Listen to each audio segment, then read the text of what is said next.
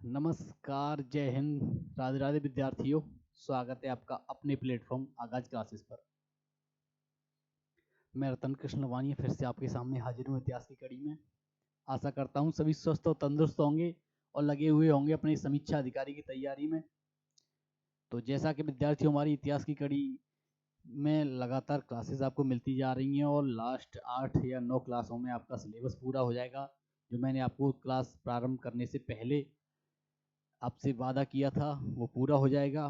कोशिश करूंगा इसके बाद भी कुछ मैराथन लेने की, या कुछ प्रीवियस ईयर कुछ टॉपिक, या कुछ हो सकता है करंट अफेयर्स पे ही ले लूं, कोशिश करूंगा। बाकी आज के टॉपिक पे आते हैं, आज की क्लास पे आते हैं। आज का टॉपिक है विद्यार्थियों, सविनय अवज्ञा आंदोलन। और सविनय अवज्ञा आंदोलन, ऐसा क्या जरूरत पड़ी सविनय अवज्ञा की, ये जानना भी तो जरूरी है। अगर कोई आंदोलन हो रहा है तो उसकी पृष्ठभूमि भी तो होगी। क्योंकि जो मैंने आपको बताया, स्वराज पार्टी जो क्रम बताया था कि 23 में, इससे पहली क्लास में मैंने आपको करवाया था कि 1923 में स्वराज पार्टी का गठन हुआ। उसके बाद फिर साइमन कमीशन 27 में आया, 28 में नेहरू रिपोर्ट आई, 1929 में 1929 में जब चर्चा होंगी तो 1929 की करो तो गांधी जी का यार लाहौर अधिवेशन मान लो, कांग्रेस का लाहौर अधिवेशन, पूर्ण स्वराज का प्रस्ताव मान लो। उसके बाद गांधी जी की 11 सूत्री मांगे आ जाएंगी 30 में। जब 11 सूत्री मांगों पर भी कोई मतलब ब्रिटिशों से जो 11 सूत्री मांगे रखी गई, उन मांगों का भी कोई असर नहीं हुआ, उन मांगों पर भी ब्रिटिशर्स ने ध्यान नहीं दिया।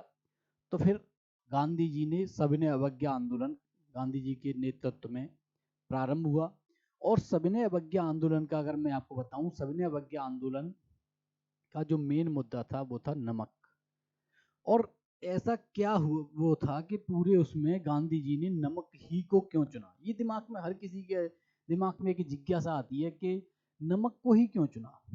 और नहीं आती तो फिर सोचना चाहिए कि सविनय अवज्ञा आंदोलन के लिए दांडी मार्च करते हैं, नमक यात्रा निकालते हैं, पैदल 60-70 किलोमीटर लगभग जाते हैं। क्या जरूरत पड़ गई, नमक ही क्यों चुना। अगर नमक की बात करें कि नमक ही क्यों चुना, तो मैं आपको बताऊं कि गांधी ने नमक ही क्यों चुना। तो मेन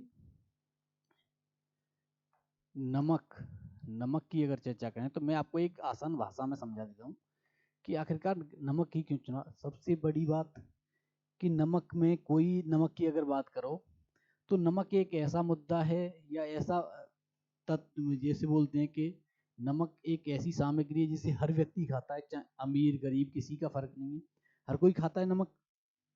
तो इस वजह से चुना।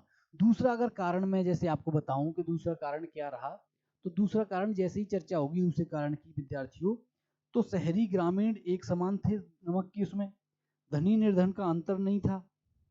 अगर शहरी लोग या ग्रामीण लोग एक समान थे उसके सामने नमक में, अगर करो तो शहरी शहरी एवं ग्रामीण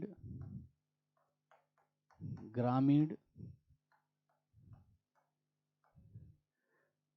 शहरी एवं ग्रामीण एक समान थे। नमक के अगर मुद्दे पे देखा जाए तो जो शिक्षित और अशिक्षित भी एक समान ही थे। शिक्षित लोग शिक्षित एवं अशिक्षित अशिक्षित अशिक्षित भी एक समान, अशिक्षित भी एक समान एक समान। तो ये एक स्वाभाविक सी बात है कि जब एक ऐसा मुद्दा गांधी जी ने उठाया जिसमें शहरी एवं ग्रामीण का कोई भेदभाव नहीं था, शिक्षित अशिक्षित का कोई भेदभाव नहीं था, और ऊंच नीच या जाति पाति का भी कोई भेदभाव नहीं था। अगर देखो तो जाति पाति का भी कोई भेदभाव नहीं, जाति पाति, एक सेकंड, या जातिगत भेदभाव नहीं, जातिगत भेदभाव नहीं, भेदभाव नहीं, क्योंकि नमक तो हर कोई खाता है। और नमक जैसे मुद्दे पे अगर जातिगत भेदभाव नहीं हो, और मेन अगर एक और कारण अगर जोड़ लिया जाए तो एक और कारण ये हो सकता है कि धार्मिक रूप पर या सांप्रदायिक रूप पर, सांप्रदायिक के रूप में या सांप्रदायिकता के रूप में कोई भेदभाव नहीं, या सांप्रदायिकता तनाव का कोई कारण ऐसा नहीं, क्योंकि नमक थोड़ी कारण होगा, नमक तो हर कोई खाता है। नमक हिंदू भी खाते हैं, मुस्लिम भी खाते हैं, सिख भी खाते हैं, ईसाई भी खाते हैं। तो एक ये भी लिख सकते हैं कि सांप्रदायिक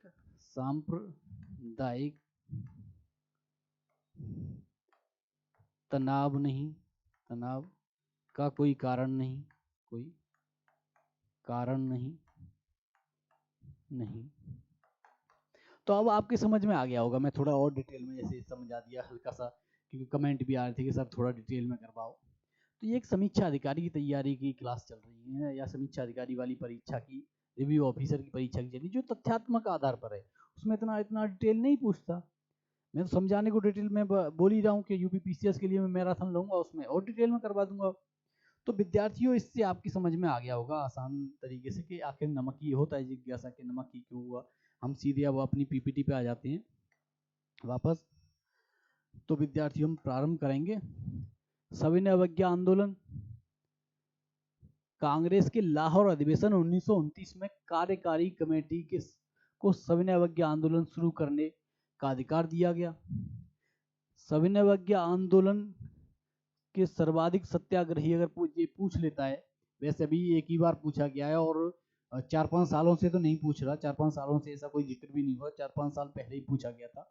17 के लगभग 2017-18 वाले पेपर में पूछा गया था समीक्षा अधिकारी के में, कि सर्वाधिक सत्याग्रही किस राज्य से थे। तो ये भी मैं आपको बता दूं कि सर्वाधिक सत्याग्रही गुजरात से 31 सत्याग्रही थे उस समय, सविनय अवज्ञा आंदोलन में दांडी मार्च के समय। उसके बाद दूसरे नंबर पर महाराष्ट्र था, जिससे 13 सत्याग्रही थे, और हमारा उत्तर प्रदेश तीसरे स्थान पर सत्याग्रहियों के मामले में 8 सत्याग्रही थे उस समय सविनय अवज्ञा आंदोलन में। सविनय अवज्ञा आंदोलन के दौरान ही दांडी मार्च प्रारंभ हुआ, और दांडी मार्च साबरमती आश्रम से शुरू हुआ था। दांडी मार्च की शुरुआत महात्मा गांधी ने 12 मार्च 1930 को दांडी से की थी, और साबरमती आश्रम से की थी। दांडी तो पहुंचे थे, उसको दांडी मार्च बोला गया। वही मैं कह रहा, थोड़ा मिसप्रिंट हो गया, कोई बात नहीं, ऐसी वर्तनीय शुद्धियां मिलती रहेंगी, वो मैं आपको करवाता रहूंगा। साबरमती आश्रम से शुरू हुआ था दांडी मार्च। शुरुआत कब हुई? 12 मार्च 1930 को, और 6 अप्रैल 1980 को दांडी पहुंचकर सांकेतिक रूप से नमक कानून भंग किया महात्मा गांधी ने। इस प्रकार नमक कानून तोड़कर औपचारिक रूप से सविनय अवज्ञा आंदोलन की शुभारंभ या सविनय अवज्ञा आंदोलन की शुरुआत की थी गांधी के द्वारा। इसी के तुरंत बाद जैसे ही जगह जगह पूरे भारत में आंदोलन होने लगे या जुलूस निकलने लगे, तो आपको मैं बताऊं कि महात्मा गांधी को तुरंत अरेस्ट कर लिया जाएगा ब्रिटिश पुलिस के द्वारा या ब्रिटिश सेना के द्वारा, और उन्हें यरबदा जेल में बंद कर दिया जाएगा। इसी समय यरबदा जेल को महात्मा गांधी के द्वारा मंदिर बोला जाता है। सविनय अवज्ञा आंदोलन, नमक सत्याग्रह, सविनय अवज्ञा आंदोलन बोलो या नमक सत्याग्रह भी से बोलते हैं, में महिलाओं की भागीदारी सर्वाधिक मानी जाती है। अगर महिलाओं का जिक्र करो तो सरोजिनी नायडू, राजकुमारी अमृत कौर, कमला देवी चट्टोपाध्याय, ये महत्वपूर्ण जो नाम आपको दिखेंगे। और इन्हीं से प्रश्न पूछता है कि सविनय अवज्ञा आंदोलन में सरोजिनी नायडू ने भाग लिया था, या किस महिला ने भाग लिया था। आपको 4 विकल्प होंगे, 4 विकल्प में सरोजिनी नायडू भी हो सकती हैं, अमृत कौर भी हो सकती हैं, कमला देवी चट्टोपाध्याय भी हो सकती हैं। तो महिलाओं का पूरा योगदान रहा। शक्ति के विरुद्ध अधिकार की इस लड़ाई में मैं विश्व की सहानुभूति चाहता हूं, ये दांडी मार्च के दौरान गांधी द्वारा बोला गया वक्तव्य था। तो इस पर भी यह भी प्रश्न 2 से 3 बार पूछा गया विद्यार्थियों, तो इस पर भी आप ट्रिपल स्टार लगा लीजिए, यह भी पूछ सकता है। नमक सत्याग्रह के समय गांधी जी के गिरफ्तार हो जाने के बाद आंदोलन के नेता के रूप में उनका स्थान अब्बास तैयब जी ने लिया, और जब अब्बास तैयब जी को भी गिरफ्तार कर लिया जाएगा तो इनका स्थान सरोजिनी नायडू लेंगी। आचार्य विनोबा भावे ने 1930 में सविनय अवज्ञा आंदोलन के दौरान प्रथम बार गिरफ्तार हुए थे।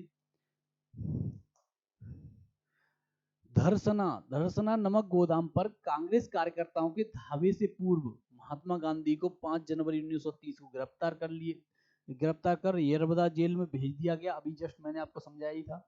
और इसी समय जेल में ही इन्होंने यरबदा जेल को मंदिर बोला है गांधी के द्वारा। सीधे सीधे प्रश्न पूछता है कि गांधी ने किस जेल को मंदिर कहा? यरबदा जेल को कहा। उनके स्थान पर अब्बास तैयब जी आंदोलन के नेता हुए।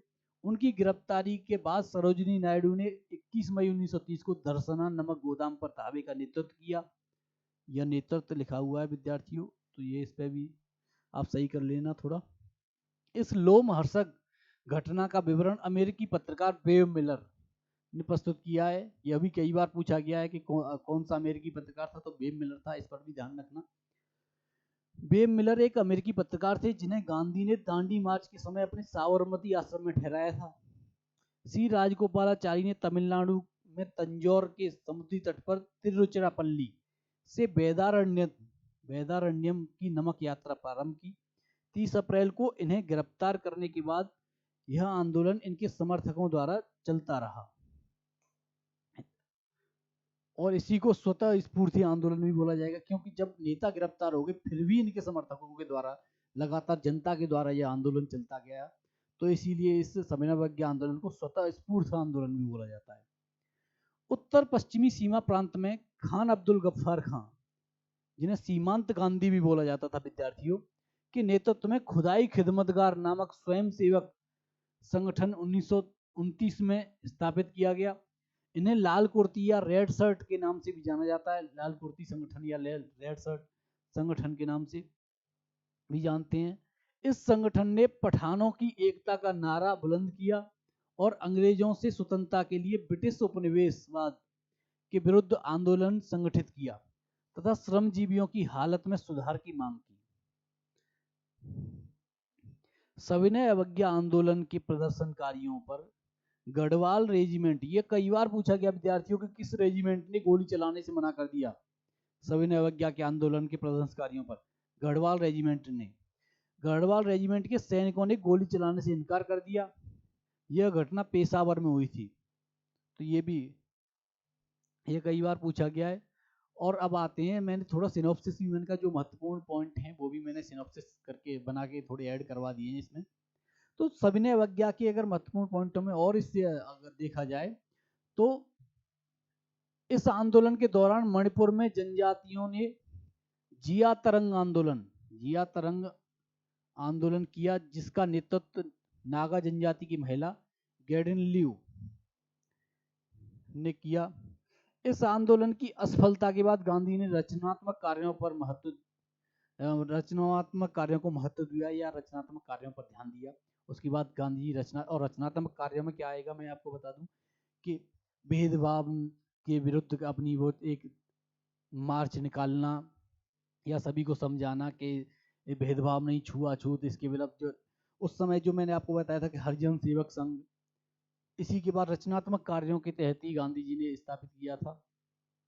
जो वर्तमान में दिल्ली में आप देखोगे, ढाका की साइड जाओगे, मुखर्जी नगर में अगर कोई भी विद्यार्थी अगर पढ़ने के लिए रहता हो या रह रहा हो, तो आप वहाँ से मुखर्जी नगर से परमानंद होते हुए उधर जीटीबी नगर की साइड जाओगे तो वहाँ हरिजन सेवक संघ का ये आश्रम भी है जो महात्मा गांधी के द्वारा स्थापित किया गया। अगर कभी टाइम मिले तो विद्यार्थियों वहाँ जरूर जाना। आप अंदर जाओगे तो आपको और गांधी को समझने की एक सोच विकसित होगी विद्यार्थियों। आगे अगर हम बढ़ें तो प्रभावती देवी पटना की स्वतंत्रता संग्राम सेनानी थी। बिहार की अन्य महिला स्वतंत्रता सेनानी सरला देवी, राजवेशी देवी, सुनीति देवी और राधिका देवी, यह इतनी महिलाओं के नाम नहीं पूछता, एक ही पूछा गया है सरला देवी अभी तक, लेकिन बाकी 3 महिलाएं भी इससे संबंधित थी। तो विद्यार्थी जब सरला देवी पूछ सकता है तो ये भी पूछ सकता है, तो इसीलिए मैंने ये ऐड करवा दिए हैं। तो आज के टॉपिक में यही था, सविनय अवज्ञा आंदोलन का जो महत्वपूर्ण था मैंने विद्यार्थियों आपको करवा दिया। बाकी मुझे जो भी लगेगा कुछ एक्स्ट्रा के कुछ रह गया है तो मैं एक पूरा सिलेबस होने के बाद एक क्लास एक्स्ट्रा लूँगा जो 2 घंटे की लगभग मैं कोशिश करूँगा कि जितनी भी अगर इकट्ठा हो गया तो 2 घंटे से ज़्यादा तो नहीं लूँगा, 1 घंटे कोशिश करूँगा या आधे घंटे, और इससे छोटी हो सकेगी तो और, बाकी जो रह जाएगा सब कंबाइंड करके एक विविध वाली क्लास और ले लेंगे जिसमें प्रीवियस ईयर भी होंगे और जो भी महत्वपूर्ण जो तथ्य रह गए हैं वो सब मैं उसमें ऐड करवा दूंगा। तो मिलते हैं फिर कल विद्यार्थियों। जय हिंद, राधे राधे।